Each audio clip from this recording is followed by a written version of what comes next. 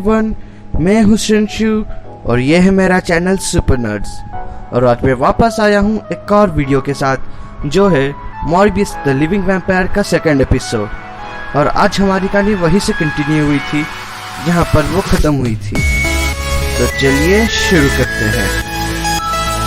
हमारी कहानी की शुरुआत होती है एक खाली जगह में जहाँ मॉर्बियस ये सोचता रहता है कि मुझे लगा कि पहचानता हूँ मैं कौन है। मुझे लगा कि मैं अपने अंदर के उस भूत के जानवर को की गहराई को समझ पा रहा हूँ। मैं गलत था, बहुत ही गलत।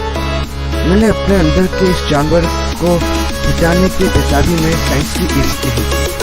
मैंने क्रिमिनल से कम क्वालिटी वाले सप्लाईज लिए और अनटेस्टेड मेथड से उन पर एक्सपेरिमेंट किया और ये नहीं सोचा कि उनसे क्या असर होगा।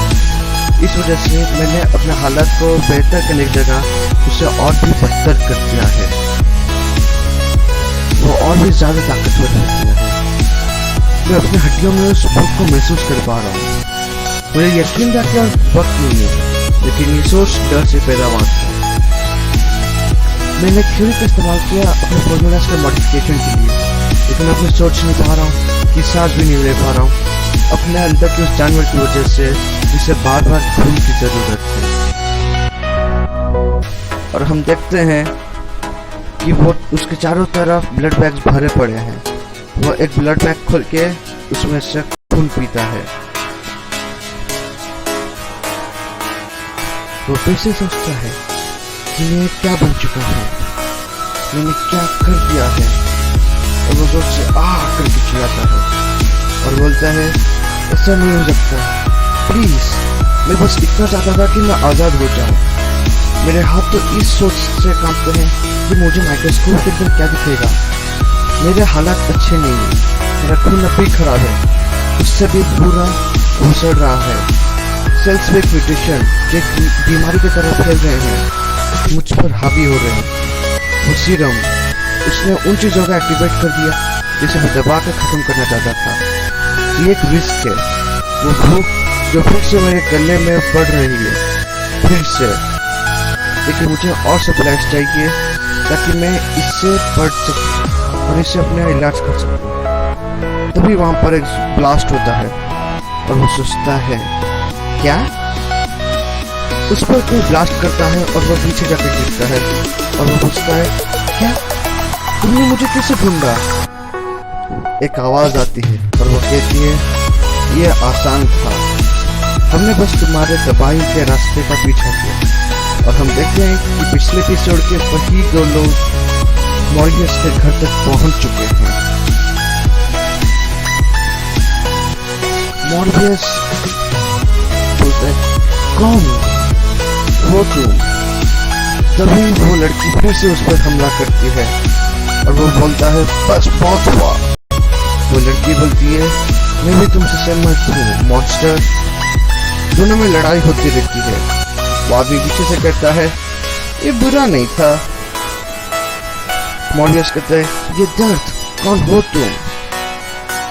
फिर वो आदमी कहता है आराम से बहना, कुछ मेरे लिए भी छोड़ दो, मुझे अपने इस नए दोस्त का उधार चुकाना है। फिर वो उस पर हमला करते हुए कहता है यह था मेरे लैब के लिए। चमगादड़ के चेहरे वाले। फिर मॉर्बियस उस पर हमला करता है और वो पीछे जाके गिरता है। वो लड़की कहती है मुझे लगा था कि तुम और थोड़ी देर टिक पाओगे। वो आदमी कहता है ओह मैं तो ये रात भर कर सकता हूँ। मॉर्बियस कहता है इतना गुस्सा, मुझे लगता है कि यह पर्सनल है। अगर मैंने तुम्हें चोट पहुंचाई तो फिर मुझे माफ करो। वो लड़की कहती है अपने माफी को अपने पास रखो खूनी। और फिर उस पर हमला करती है। मॉर्बियस सोचता है ये औरत, ये आवाज, ये किसी तरह जानी पहचानी है। वो लड़की इस पर हमला करती रहती है। वो आदमी चिल्लाता है ओह तुम्हें अपने स्किन से तो पसंद नहीं है ना। मॉर्बियस कहता है प्लीज, मुझे पता है कि मैंने ये गलत काम किया है, लेकिन ये मैं नहीं हूँ।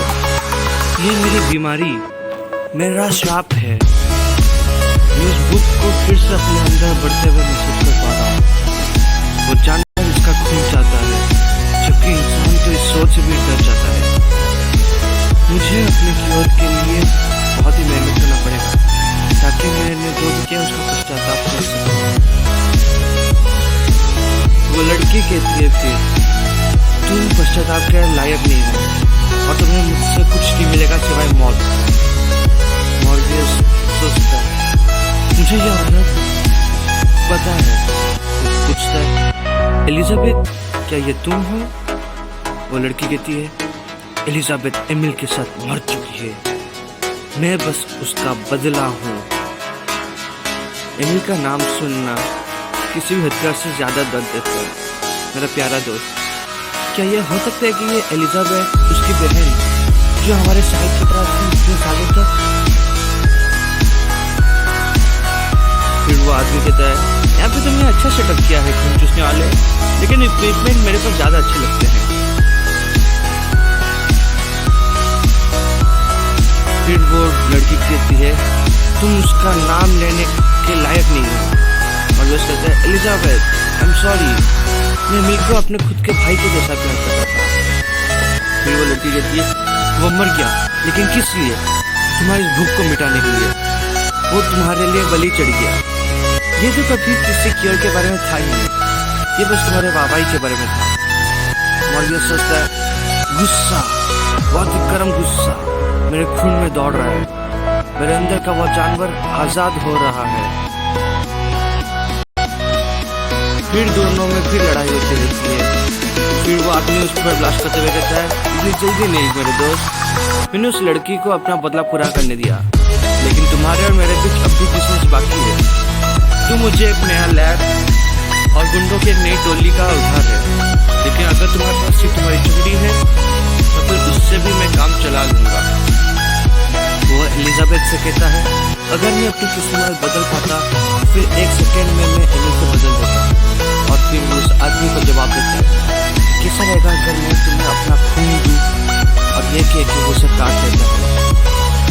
एलिजाबेथ उस पर हमला करती है और कहती है, अब तुम मेरे काबू में हो मॉन्स्टर, तुम अपने सारे इविल कामों के लिए भुगतोगे, तुम एमिल के लिए भुगतोगे।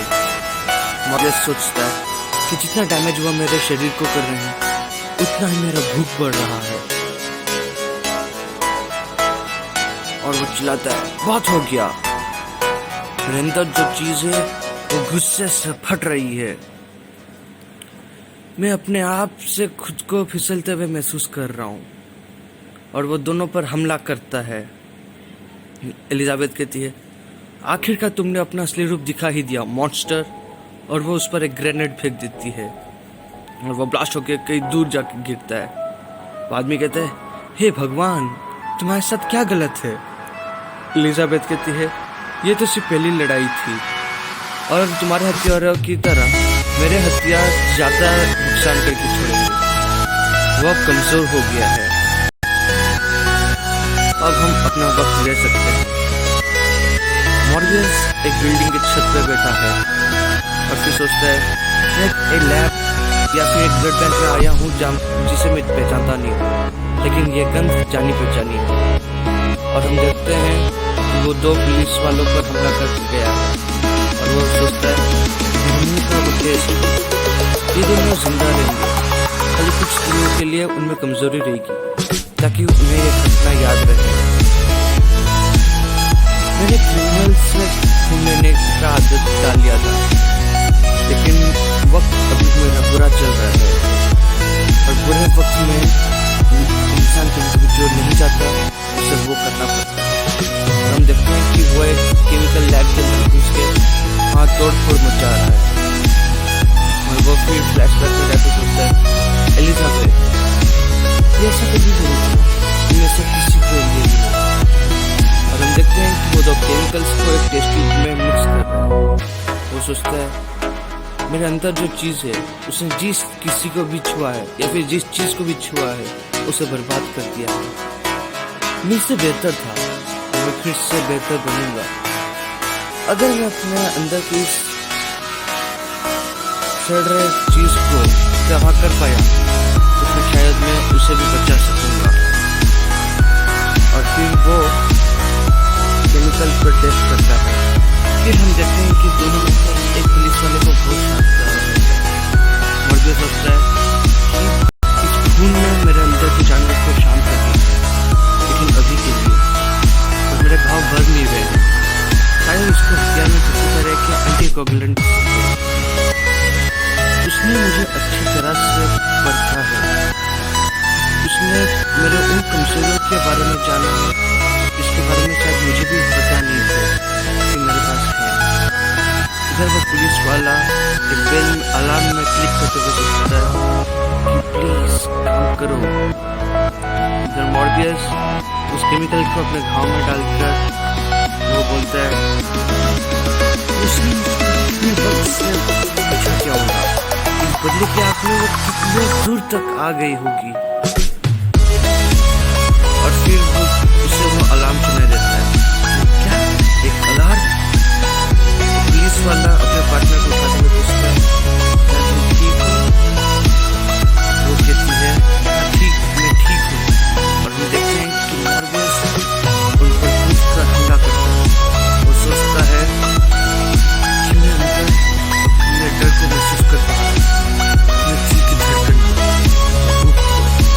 वो पुलिस वालों को चिल्लाते हैं तुम दोनों पागल हो, तुम्हें बस इतना करना था कि बस चुप रहते, और ये काम बिना खून खराबा के हो सकता था। वो एक पुलिस वाले को उठा लेता है। वो दूसरी चिल्लाती है पीछे हटो। वो पुलिस वाला बोलता है प्लीज मुझे माफ कर दो। मॉर्बियस अपने दूसरे हाथ से उस पर हमला करने वाला रहता है कि हम देखते हैं कि एक वेब आके उसके हाथ को पकड़ लेती है और उस वेब वाले आदमी कहता है अगर तुम अच्छे से दूसरों के साथ खेल नहीं सकते तो फिर तुम्हें टाइम आउट चाहिए। और हम देखते हैं कि सामने खड़ा है हमारा फ्रेंडली नेबरहुड स्पाइडरमैन।